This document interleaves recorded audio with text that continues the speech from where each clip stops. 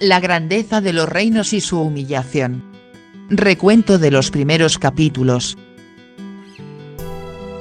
En la primera parte de la grandeza de los reinos, descubrimos un patrón establecido en todas las visiones y relatos del libro de Daniel. En este patrón, los exaltados son humillados mientras que los humillados son exaltados. También los grandes se hacen pequeños mientras que los pequeños se hacen grandes. En el sueño de Nabucodonosor, la gran imagen fue humillada. El rey se humilló cuando conoció la interpretación del sueño. Asimismo, la piedra que golpeó la imagen se convirtió en un gran monte, y Daniel, varón de entre los cautivos de Judá, fue engrandecido y hecho jefe de los sabios de Babilonia. El rey hizo una imagen grande y exaltada y ordenó que todos los grandes se humillaran delante de la imagen.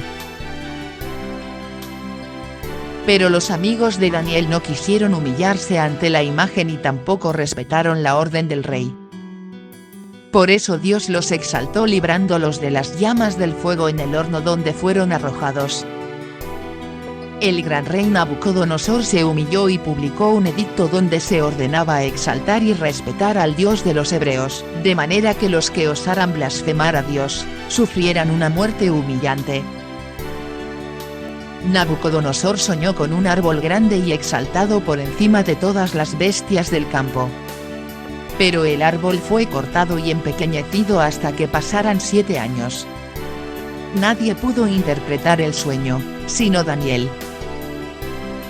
El árbol representaba a Nabucodonosor y su grandeza. La grandeza y la soberbia del rey serían humilladas por 7 años. Pasado un año, el rey Nabucodonosor se exaltó al contemplar la gloria y la grandeza de su reino. En el momento de la mayor exaltación, el rey fue humillado con locura y fue arrojado al campo con las bestias. Mas al cabo del tiempo señalado, el rey alzó su vista al cielo y alabó y reconoció la grandeza de Dios. Después de su gran humillación, Nabucodonosor fue exaltado sobre su trono. El rey Belsasar hizo una gran fiesta para todos los grandes del reino.